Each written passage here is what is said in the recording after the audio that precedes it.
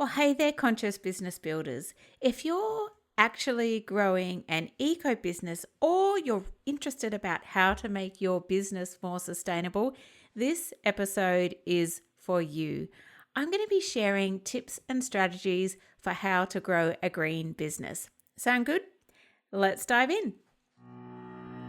Welcome to the Conscious Business Builders podcast. I'm your host, Laura Trotter, and I'm here to show you how you can make a bigger impact in this world through growing your conscious business online. Tune in for inspiring interviews with real-life conscious business builders, plus my own theories, thoughts, and tips for growing a thriving and profitable conscious business online. I'm all about making a bigger impact in our world, and I'd love to help you on your conscious business journey. So let's get started. So I realize it's been quite a while since I have recorded a podcast episode for conscious business builders.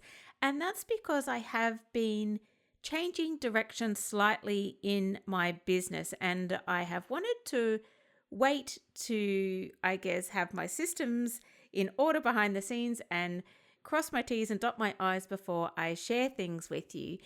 But it's time to share because I have really, merging my environmental engineering and my eco business experience, and particularly my business coaching experience, to pivot into the eco business and really just get narrower on my niche, not just conscious business, but really focusing on all things sustainability now.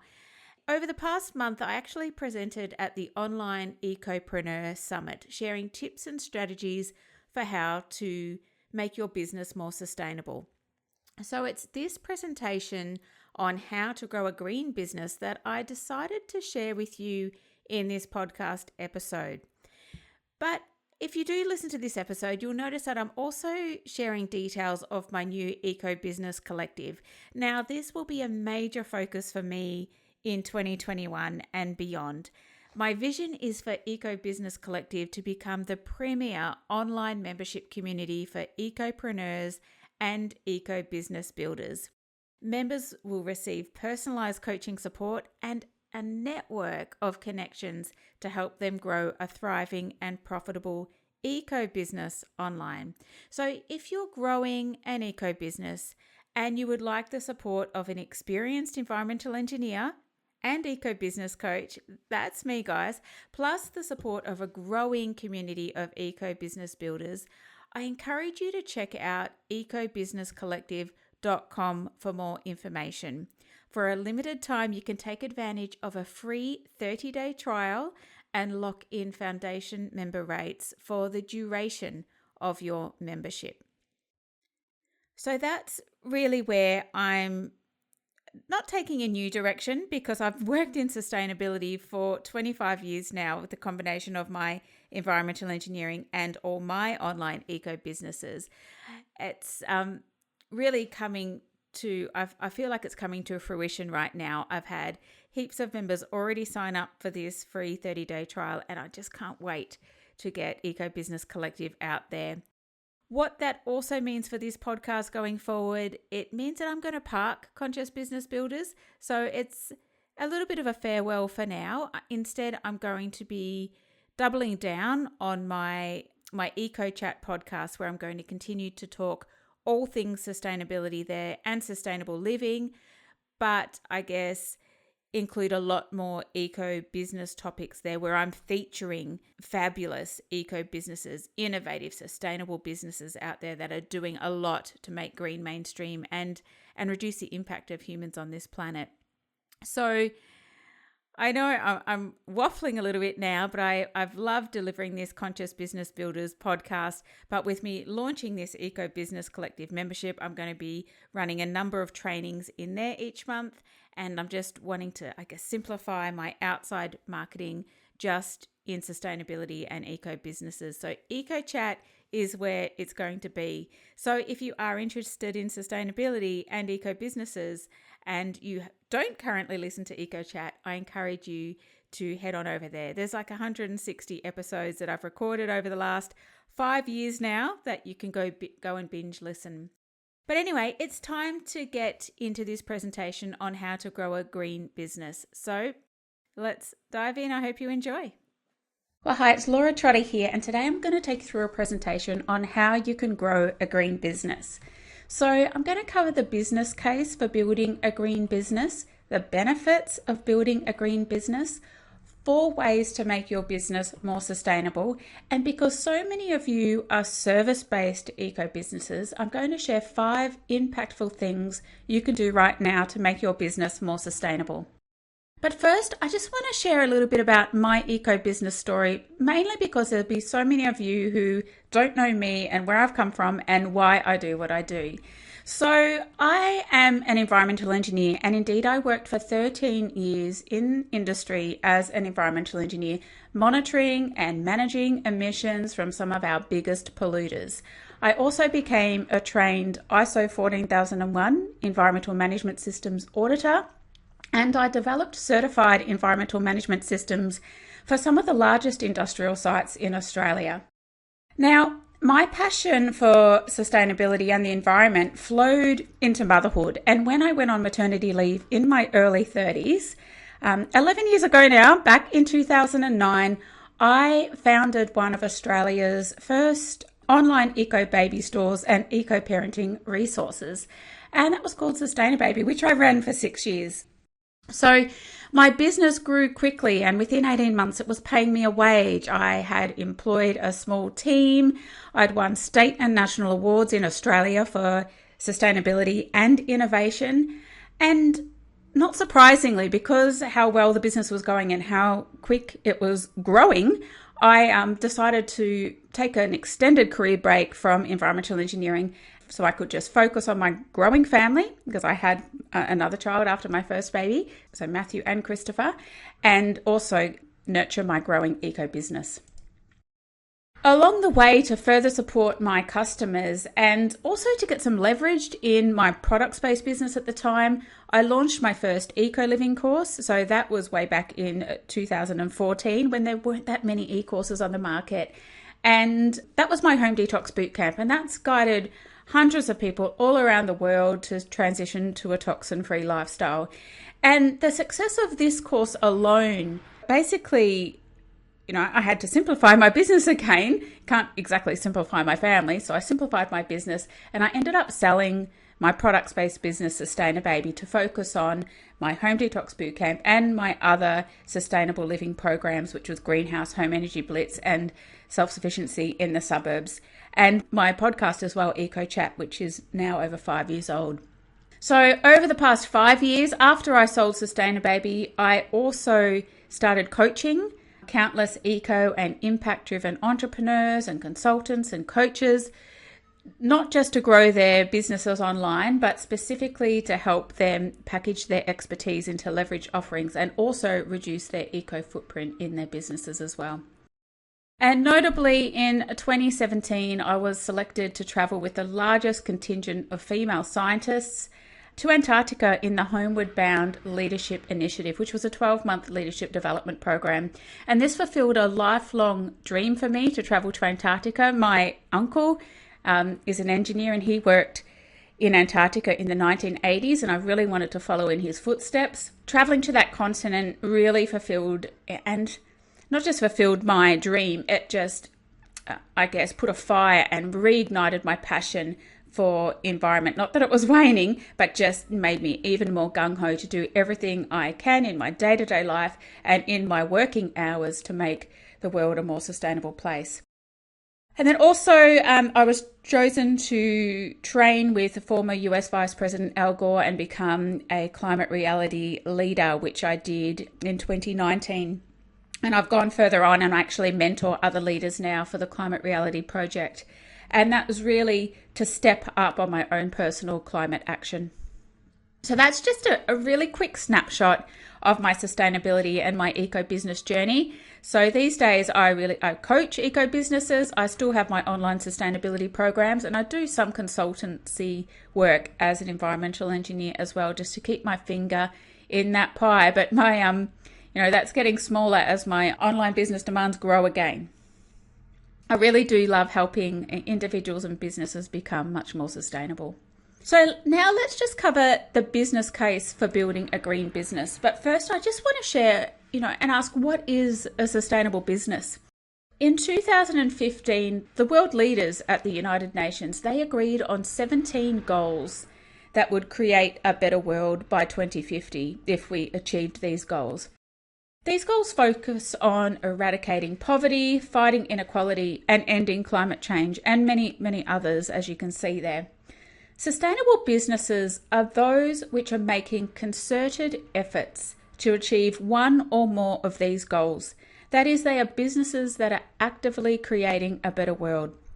Now, of course, a large multinational global business can, and indeed they do, have goals and policies to achieve every single one of these goals. So, your big mining companies, your IBMs, your Microsofts, they all have targets and, environmental policies and actions and key performance indicators addressing each and every one of these goals.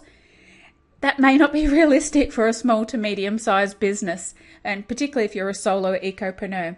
So my advice is just, if you're a small or a medium eco business that wants to align your sustainable business goals with the United Nations Sustainable Development Goals, you might, for example, just start with number 12, responsible consumption and production, or even goal number 13, climate action, and make your whole business around that goal. This is what you're achieving. This is your piece of the eco pie. This is what you're going to help nail.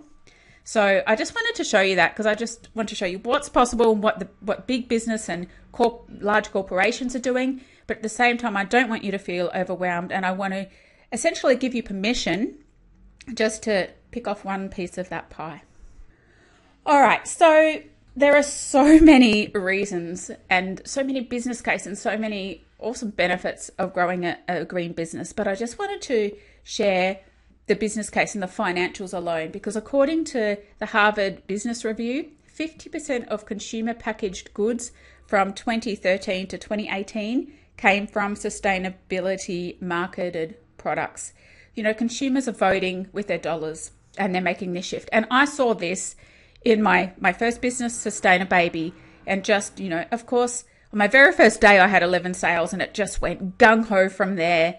I didn't even market. I just opened my shopping cart, arrived, and Google algorithm just picked me up and people found me from day one. Those 11 orders, I was out having a coffee with my mum friends, hugging my 6-month-old baby, and I came home and there was 11 orders to pack. So I hit the ground running, but it's continued to grow since that time. That was back in 2010. So I've seen this growth personally, and also seen it with the sheer number of eco product-based businesses on the market. So 2020, so a very recent survey by the Fifth Estate found that 90%, 9 in 10 Australian consumers are more likely to purchase ethical and sustainable products. And this trend is happening all around the world. Growth is not just limited to where I live in Australia. The US sustainability market is actually projected to reach US $150 billion in sales just by next year. So that was Nielsen. So this is a global trend. It's going up and up. It's bucking other trends. Even in the global financial crisis way back in 2012, it was sustainability and eco brands that were growing when other businesses were declining. So you all know this. You're all creating eco businesses. This is the place to be, to make an impact, but also create a profitable business that's going to be around for the long term. Now, of course, consumers' sustainability expectations have flowed to service-based businesses, where a growing number of customers are prepared to walk away from organisations that don't align with their strong and eco values. I see this in the environmental engineering space. There's a lot of graduates that are just choosing not to work for companies that aren't leading the way on sustainability. They're not carbon neutral. They might still be doing work with coal, like new projects in coal areas, and they don't want to touch them with a bar of soap. This is graduates choosing.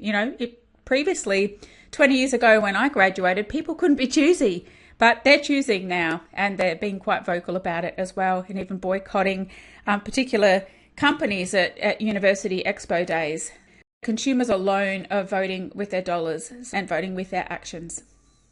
Successful businesses of the future will need to be proficient at both sustainability and profitability to survive. And smart business owners, which you all are, you're not going to wait for that future to arrive. You're doing that now.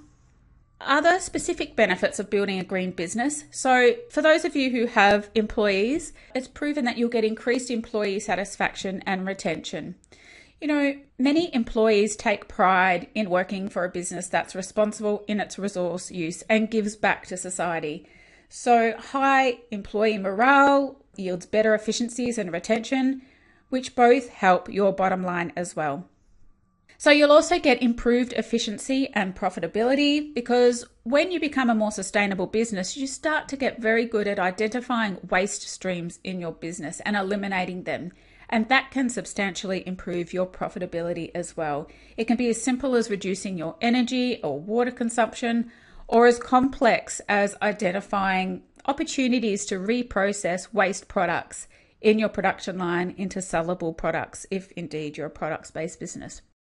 It also improves your marketing capacity. Businesses with strong environmental credentials throughout all their processes have maximum marketing advantage and are best placed to attract, green consumers and even establish new markets. And lastly, you'll have an improved ability to manage risk as an eco business as well. Your focus alone enables your business to proactively address new environmental requirements that are going to be coming in from vendors and suppliers, and indeed even customers, even your stakeholders.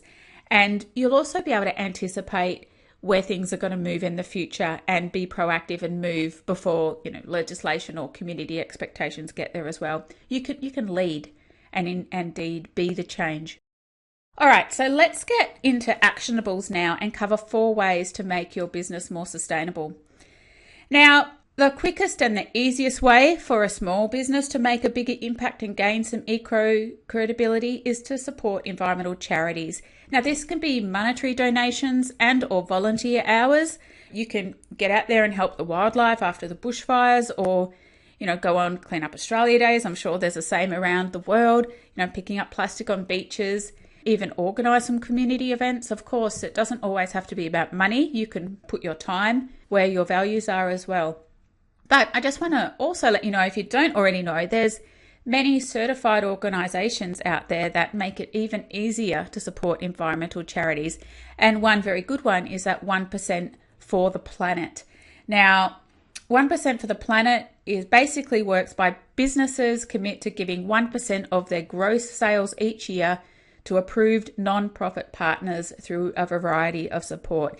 And this is a lot better and a lot more transparent than businesses saying we'll donate, 10% of profits or things like that. When you're donating a percentage of your gross sales, that's before your expenses and everything are taken out.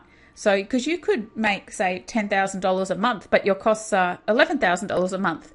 And then you've got no profit, so you're not giving anything that month, or making $10,000 a month and $9,000 profit. So then if you're giving, say, 1% of profit, that's only, $10 or something. It's a small amount. So this is much more transparent, and you can't get around it with creative accounting, which a lot of businesses do when they try and give after profit amounts away.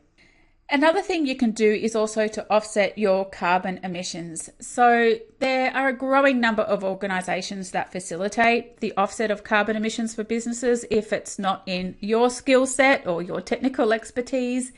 And by offsetting your emissions, it's just one way that you can demonstrate your own commitment and your business's commitment to the Paris Agreement, which is all about reducing greenhouse gas emissions to keep global warming below 1.5 degrees Celsius, and particularly below 2 degrees Celsius, because warming above that limit is not really conducive to life on Earth. So medium and larger businesses, I really encourage those businesses to gain carbon neutral certification through a certification body such as Climate Active in Australia. I think Carbon Neutral internationally do that work as well. This just allows for accuracy and transparency. So obviously, if you're a very small business, I would just seek to offset your emissions and buy carbon credits and there's plenty of organizations that do that. But if you're larger, I really encourage that certification. It's an audited process then, and you could just really put your hand on your heart and say, we haven't left any emissions on the table. Now, just a word of warning is that carbon accounting can become a very complex field very quickly, as what you can offset changes. You can just choose to offset your scope.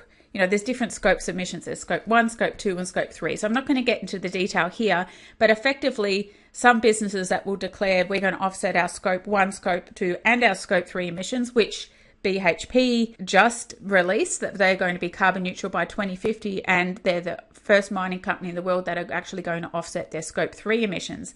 Now, scope 3 emissions, for example, very hard to calculate because they are indirect greenhouse gas emissions that are generated in the wider economy as a consequence of the activities of your business or your facility, but from sources not owned or controlled by the facility's business. For example, that could be, for say, certain businesses got a consultant flying to them to do some work. That would be the greenhouse gas emissions from the airfare that the consultant took, not even their own employee. So it gets very complex and very tricky very quickly. So for a very small business, I'd say, you want to be looking to just like a scope 2 emissions, which is emissions directly released from your business. So your electricity use and things like that. But anyway, there's heaps of experts out there that take care of that. If you want to get very serious, if you're in Australia, look at Climate Active or Carbon Neutral, particularly in the US. But just start with your offsetting your electricity use.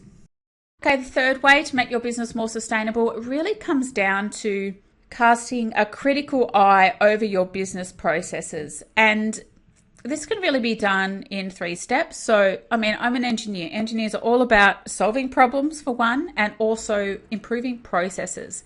So we take a step-by-step look at things. So if you're looking to reduce waste, and indeed environmental engineers, for example, or process engineers will do this in big businesses. They'll map out the business processes step by step, each task in every individual area of the business. They'll identify outputs, inputs, and wastes for every single process step, and then critically review each input, output, and waste, and question if it can be replaced by a more eco-friendly alternative, or if that step and indeed that waste can be totally eliminated.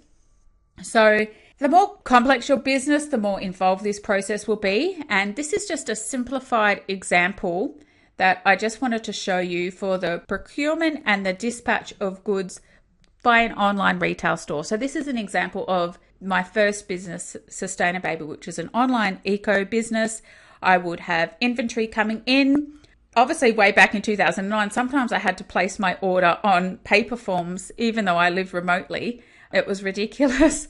Things moved very quickly, and it's all online, moved to all online ordering. But way back in the day, if you go to trade fairs or anything like that, they would take your orders on the paper forms. So that was waste there. Receive inventory, of course, it comes in cardboard boxes, and there's packaging materials. You'd be storing the inventory, so shelves, storage containers to keep the dust out and things like that.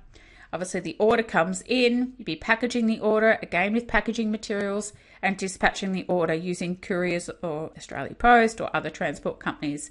So obviously this was all run in my one premises. So my inputs were lighting, air conditioning, heating, there's kitchen and bathroom facilities, office paper, printer cartridges, and obviously waste coming out, greenhouse gas emissions. There was grey water, sewage, food scraps, office paper, used printer cartridges. So each of these wastes I could just look at and look to eliminate. So the receiving inventory, that waste, all those cardboard boxes and packaging material, they were all reused in packaging the order. And there was always a slip, that would go in with the customer's order too. Like we just reused packaging. So it's not always.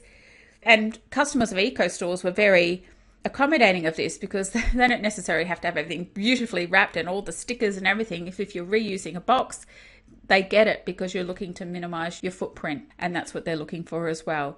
So that's obviously a product-based businesses, and there's a lot of opportunities for this business, and also if you're a service-based business, just on reducing the impact of your office space, even if you're working from home. So purchasing electricity from green energy suppliers or installing solar energy panels and batteries on your premises.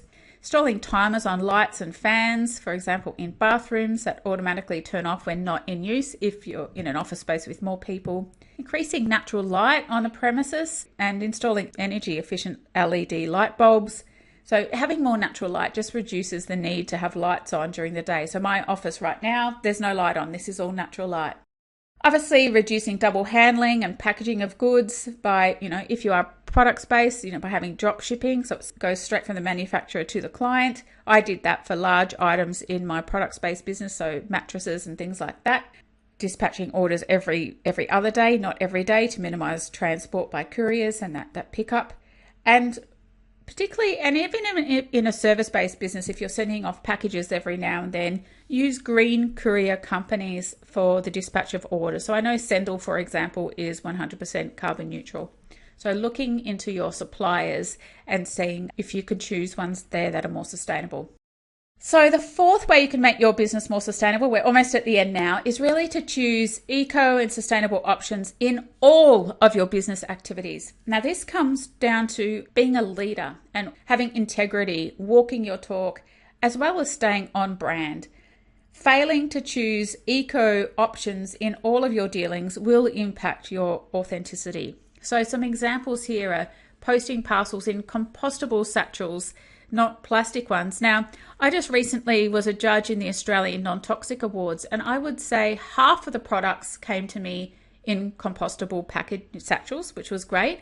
But some eco brands had still sent their orders to me in a plastic satchel. So straight from the top, like, is this company serious about sustainability? So little things like that. It's like a touch point in a brand. All your touch points have to be eco and sustainable, right? So print flyers on recycled board with vegetable-based inks if you print anything at all. So when I started my first business back in 2009, I had to have flyers to go into promotions and I was asked to put flyers into like baby bags and things like that. Now, I hunted down a local printer that would print on 100% recycled board in vegetable-based inks. My graphic design subcontract at the time saying, "You're mad, Laura, you're paying 3 times more than this. Just go to VisiPrint or the easy option where we go get all our business cards and everything done." And the same for my business cards. They said, it's 4 times more, Laura. So I'm an eco business. I'm going to an eco printer, right? I would have just felt, for me, I just felt icky not doing that. But even more so now, like 10 years on from that, consumers are really smart. And if you're sending out materials that aren't congruent with sustainability, it's just going to impact your credibility. Okay, meet clients in eco cafes, support social enterprise catering organizations. So all of these things, offset your flights, the emissions from your flights if you do travel. Everything you do, just choose the eco and sustainable option.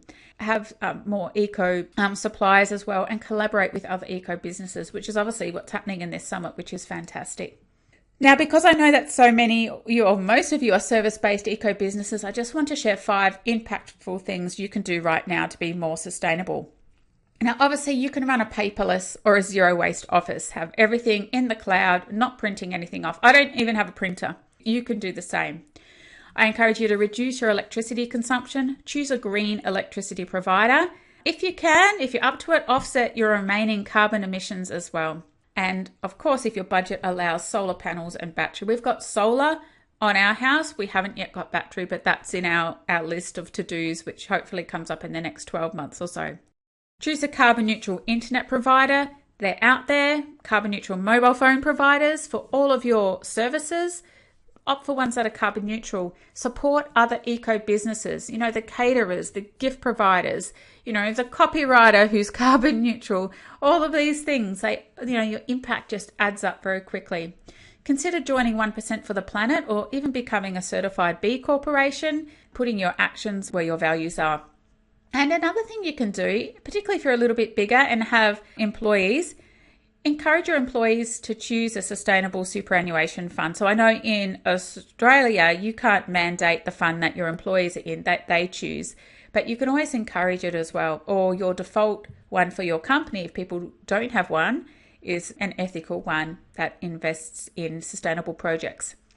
Okay, so that's some great actions there that you can do. So if you're keen to learn more about how to make a bigger impact by making your business much more sustainable, particularly online business, and even your own actions day to day, let me help you. So you can tune into my Eco Chat podcast for sustainability and eco business tips. Eco Chat's 5 years old. We're heading up towards 200 episodes now. So there's so many episodes on how you can live more sustainably.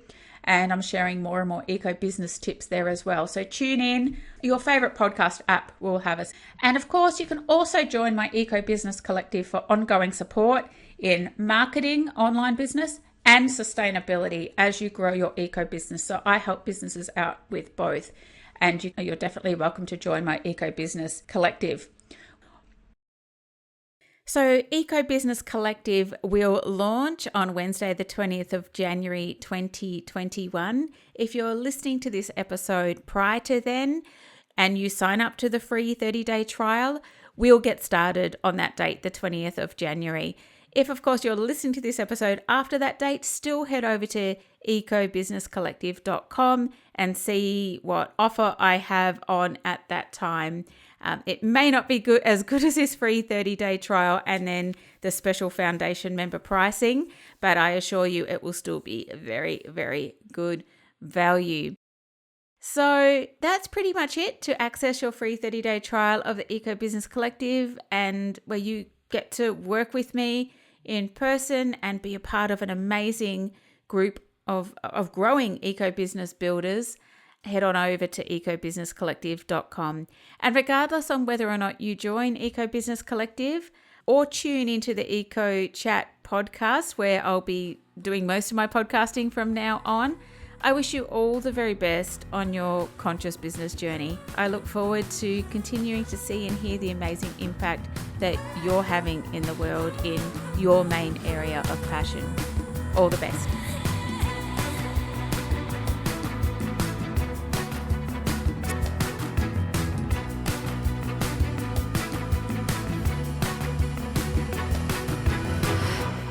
Thanks for listening to the Conscious Business Builders podcast. I'm Laura Trotter. If you enjoyed this episode, I'd love for you to subscribe, share with your friends, and leave a review in iTunes. And if you're keen to continue the conversation, head on over to lauratrotter.com. It's there where you can find all my best tips to help you grow your conscious business online and apply to work directly with me. I'll catch you there.